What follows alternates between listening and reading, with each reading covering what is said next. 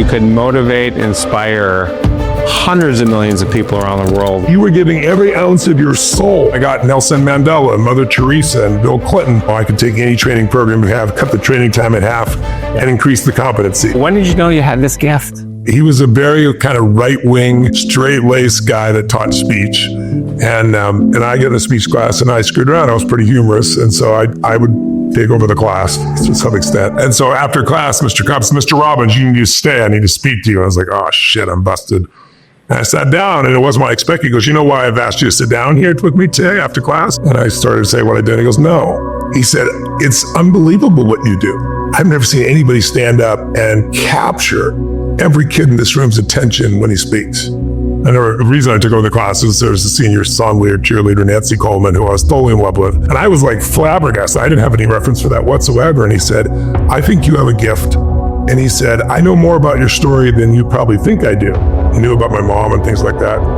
And he goes, I think I found a speech that embodies who you are. And it was called The Will to Win. And it was all about, the only way I made it to that point in my life was pure will. And he goes, I want you to read this, memorize this, and compete in persuasive oratory. And I was like, I'm not, you have to be a junior to do it. He goes, I don't care, I'm gonna get you in. And so I read this speech. I was very emotional reading it. It was so tapped into my own story. And I got up and I took first place and another first place, another first place. And I won about 80% of the time as I win these competitions over the year. And so that developed that skill set in me. And then I decided to run for student body president, even though I wasn't the most popular kid in school, but I did it differently. I went to everybody and found out what they wanted and came back and told them the truth. I don't think this could be done. I think that could be done. And, I won. And so it taught me that you didn't have to be popular, that you could, if you told the truth and served, you get through to anybody, because I beat the most popular kids in school by far. Starting your seminar, if you're doing some with Jim, he's letting you speak at 20 years old, I think your first seminar. And there was someone there who was basically criticizing you. Tony doesn't know shit. He's really not doing anything. And then there was and he's basically saying, hey, I've got a client that has a snake phobia. He said, I can cure it.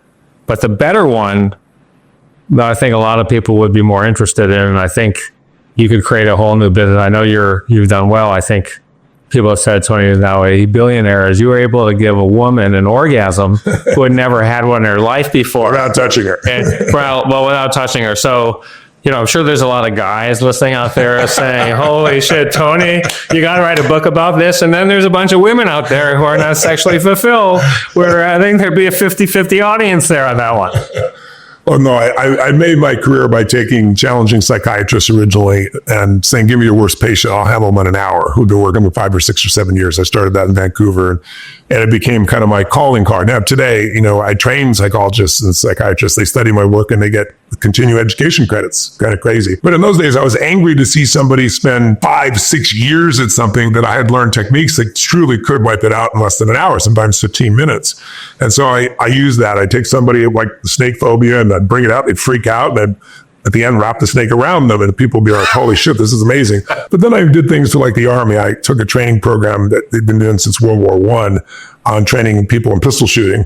And I told the general I could take any training program we have, cut the training time in half, and increase the competency. And he said, you're crazy. I said, no, I'm expensive. We negotiated. I went through a year's worth of top secret clearance, and then I did a whole series of things for the Army. And I cut the training program by 3 days out of 4, 1.5 days versus 4 days.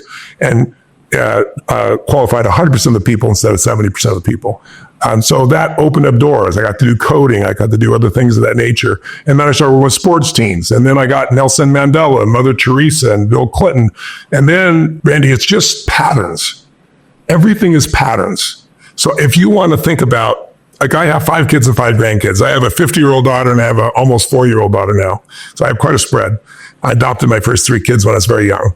And I look at them today and I think, okay, the world is changing so rapidly. So how do I make sure my kids and grandkids can do well, or you and I can do well? At some point, people realize that they're better than different people. I remember I was playing golf. I'm a horrible golfer. Kaiser, by the way, best place on earth. As you, I love Kaiser, yes.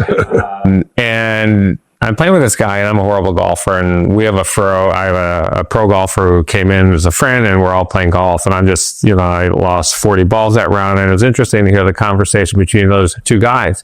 And the golfer said to this player who had been in 8 All-Star games, 10 All-Star games, he said, at what point did you know you were better than everyone else and 99% of people weren't going to make it? So when did you know that you had this incredibly special gift that you could motivate, inspire hundreds of millions of people around the world, which you have? I mean, put up on my social media, I'm doing Tony Robbins, this is my dream podcast. And thank you. I got hundreds of DMs. I posted today on my story. I'm so pumped. I'm going to Tony Robbins' house to do the show, and it just fucking exploded. That's awesome. I mean, you've influenced so many people. When did you know you had this gift? I think my gift is different than people think it is. I think my gift is the depth of my caring. I know that might sound corny to some people, but when people ask my wife, what's something about Tony that nobody knows? And she says, how much he prepares. Because, I could get up and do a 4-day seminar for 12 hours a day, without thinking at this stage.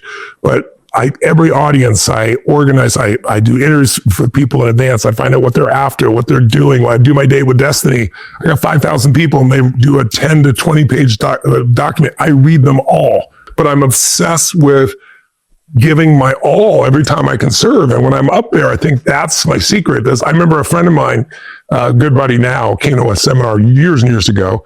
And he was like, what is this bullshit? This positive thing, crap, this guy up there. In those days, it was the 80s. You wear a suit and tie while you're at a seminar, and it's, I'm by the fire. It's 110 degrees, sweating. And I was on stage and I was, I get people to change their bodies because that's how you change your mind. Just try to change your mind. It doesn't do shit. You got to change the physiology first. So I change their bodies. And part of what we do is we have people extend up and rise up and jump and all these different things. He was with a guy that was an NFL Pro Bowler, and the other guy he came with was a billionaire. It's like, I'm a billionaire. I'm going to do this jumping shit. And the guy's, and he goes, 15 minutes later, we're all jumping because he said, we watched you and we watched the sweat go from here all the way down to the end of your tie. And it was obvious, like you were giving every ounce of your soul. So if you could do that crap, I could jump, right? And so I think I'm able to reach people because you can't fake that for 4 days, 12, 13 hours a day, and they know they don't have to do it, right? They can feel it. So people open when you're there to truly serve them, not serve yourself. And I think that's my biggest one. The second thing is I'm obsessed with strategies about how to get results faster, and they work because they're the best. They're not the best because I created them. I modeled the best combinations. So when did I know that? I don't know. Probably shortly after I was working with the president, and I'm 31 years old, 32, and I'm sitting with the president of the United States. We were in Camp David, and it's Bill Clinton at that time, and he's wanting my advice, and I'm listening to him, and I go, like, this guy's the president of the United States, and man, he is really messed up, and he's the most powerful man on earth. And so you begin to realize we're all just people. But my skill set kept growing, and when I started being able to do anything from turn around the army to speak in any country and take people 12, 13 hours a day and have the impact. Obviously, I couldn't miss that I had that skill or the interventions that I'd done. And then, we all have some sense of inner pride. And, it's funny for me today because I'll have young bucks come up to me and say, hey, remember my name because, someday, I'm going to be where you are. And I always tease them, go, gosh, that's fantastic. Because when you get where I am, you'll be where I was. Because I'm not going to stop growing. So let's do it. So I love that sense of growth and competition as well. But I don't look at it as like I have this great gift. I look at it like people have gifts. And my job is to help them uncover them. Not I have a great gift. The gift is just loving on them and having a skill to figure out how to get there. I'll tell you a quick story, and I know we have to go. When I was an unhappy lawyer, I met a guy named Brian Metaboy. Yes, I know Brian, of course. And Brian, and so at some point, our company is going to go public, and Brian had heard about it, so he invites me to this thing at Peter Gruber's house. Yes. I get there, and I'm the only one there not in the business, the entertainment business, and everyone just the agent. That was a movie mogul meeting for sure. Armani suits, these young agents. I'm a tech guy, so I don't know if I had jeans on and a shirt like this. I'm looking around, and you got people doing jumping jacks. Well, it wasn't jumping jacks. It's sort of. No, they were doing jumping jacks in their suit. I was worried they were going to rip their shirts. And I remember walking out of Peter's house again. Like I read your books. I have a book, Awaken the Giant from Within, first edition that I brought with me. It's a paperback. You can see it's got yellow pages that I've read a few times. And I honestly walked out again, like you had motivated me already. I'd read your first book, and here it was. And so that was the only one I had been to. But I remember walking out of Peter's mansion, and I remember thinking, God, this house up off its foundation, 29 square foot house on my pinky finger. When I got out of the car, I was so pumped. So imagine doing that. We did that for like 2 hours at his house. That was years ago. But imagine being with 10, 15, 20,000 people and doing 4 days and nights that you get rewired. I want people to know that what we do here is not about thinking. Stanford did a study. We don't have time to talk about it, but people go through and they get treated for depression. That's what they were interested in. And 60% of the people make no improvement. 40% of those people improve 50% on average. Some people get well, but most people are on drugs the rest of their life. And when they did the study with my group over 6 days with no drugs, no anything, 93% were no longer having depressive symptoms, 7% improved, 17% had suicidal ideation, meaning considering suicide going in, none of them afterwards. A year later, 71% reduction in negative emotions, 52% increase in positive emotions. So this is a conditioning process. We're discussing something which can be stimulating, but to get your results, you got to get it in your body. And that's why I still do events. So you've got to come to an event as my guest. I promise to come. Thank you so much. Thanks for your time.